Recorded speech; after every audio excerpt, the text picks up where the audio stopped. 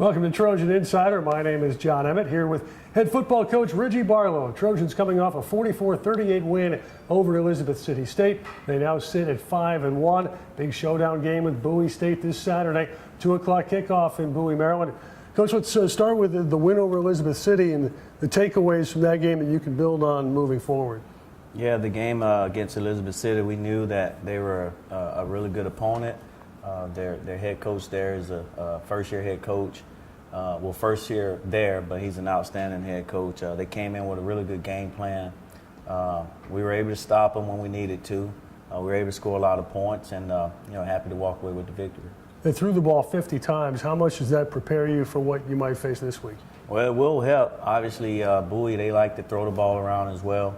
They have just as good of athletes and quarterback, and so what we experienced this past game will help us out a little bit, but obviously the concepts are a little different, so we'll have to work on that. You play Friday night instead of Saturday. How does that change your preparation as you move forward? Well, it actually gives us an extra day of rest and preparation. Coaches being able to watch more film on Bowie State. It also gives us an opportunity to get some of the guys that might have been banged up from the last game to get an extra day of rest. So we'll use it. And of course, we need it going up against a good team like Bowie State. Let's talk about the Bulldogs. What have you seen from them thus far on film that causes you some anxious moments? Well, they're well coached. Their coach has a great philosophy in place. They have really good student athletes. As you watch this team on all 3 phases, you can tell that there's a plan in place. Of course, an offense would start with their quarterback. They've shuffled around a couple of guys, but I think they have a guy now that they believe in, that's able to manage and run their offense. Of course, they have some really good wide receivers, and then the explosive guys in the backfield. So it'll be a challenge for us on defense. From a offensive standpoint, it's just it's about us. We just need to do what we've been doing the last few games, being able to establish the run, using some different personnel, and then, of course, being effective in the passing game. Being effective in the passing game was obviously a key in the win over Elizabeth City State. Do you see that maybe as a little bit of a breakthrough game moving forward? I hope so. It was good to see Tarian spread the ball around. We had some guys, Josh make some great catches. Christian Harden, who's really come on here, is doing some good things. And then Van Hook, who also made some good catches for us. So the more opportunities for guys to step up and make plays. Tarian had a good day throwing around. Coaches did a really good job of putting a good game plan in place, so we're happy with that. You face a big receiver this week in Naime Mans. You faced 2 big receivers last week. How much does that help in preparing to try to slow him down a little bit? Yeah, it's always tough when you have to face guys that play the game the right way. Man is a really big guy. He had, I think, 12 catches in his last game they played, so we'll just have to know where he is at all times. We may have to roll a safety over top of him, but he's a big guy, 6'4". They like to get the ball to him, and we just got to make sure we have a plan for him. Hall, the quarterback, a freshman, putting up some big numbers. What does he present physically on film? Yeah, I like Hall. He's a nice-sized athlete. Looks like he may be in the 6'3" range, and he can make all the throws. I think he's doing a really good job of managing that offense, and their coaches are doing a good job of only giving him what he can handle. And he's made some really good throws there. He's not a guy that per se really wants to run around with the ball, but he can elude and get away with running it. But just a solid football player, and another big week for us. They have 2 running backs averaging over 6 yards a carry.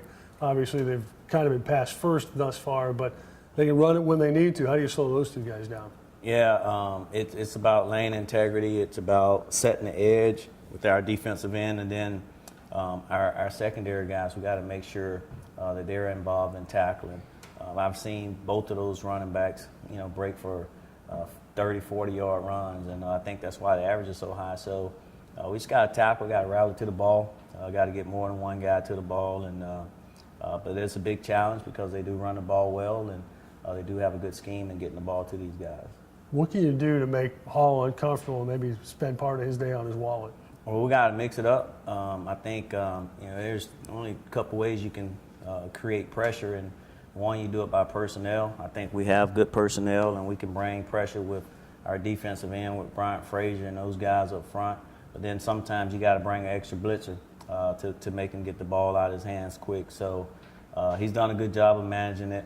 We got to change coverage up for him, show him a little two-man, show him a little cover two, show him quarters, just mix it up. I mean, he is a freshman, but he's well coached, and he has the tools to be a really good player.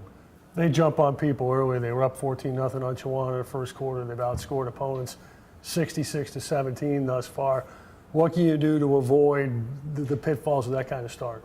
Well, I think the atmosphere, I think it being Bowie State and the respect that our young men have for that university and that team, I think it being their homecoming and the festivities that goes with that, I would imagine there will be a lot of excitement. So our guys will be ready to play. That is a huge number that they get off and score 66 points to 17 in the first quarter. So that's something that we'll talk about all week. We'll make sure that it's important. We'll make sure our guys know about it.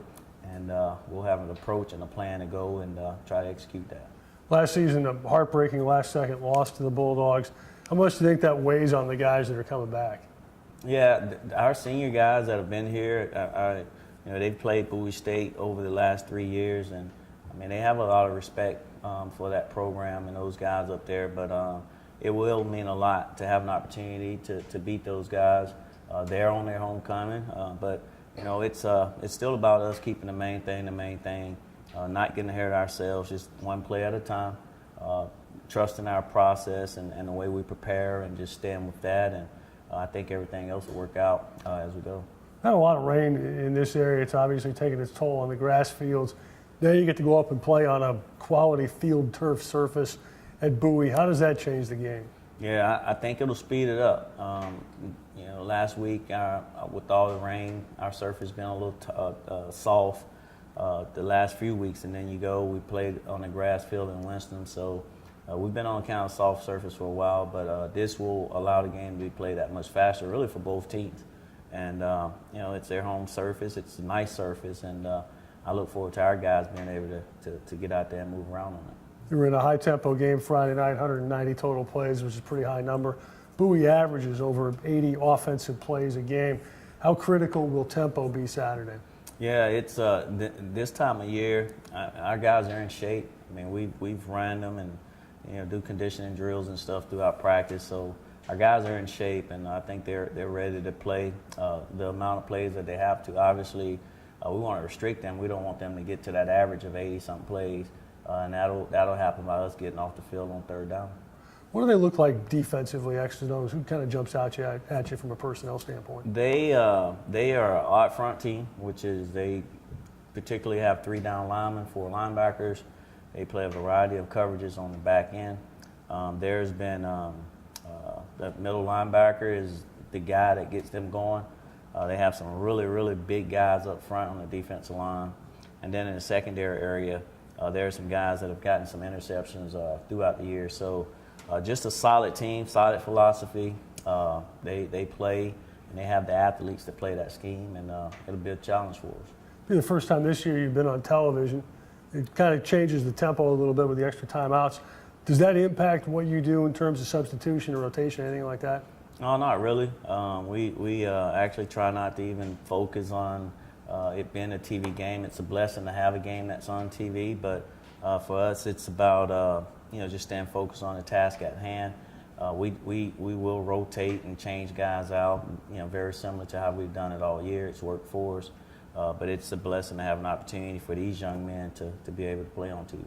All right, how about some keys for getting out of Bulldog Stadium with a win Saturday? Well, you mentioned getting off to a fast start. I mean, that'll definitely be one. And on the controversial side, it's to keep them from getting off to a good start. I think we have to limit the big plays. This is a big play offense. They have these running backs that are very explosive. They have a big receiver that's explosive.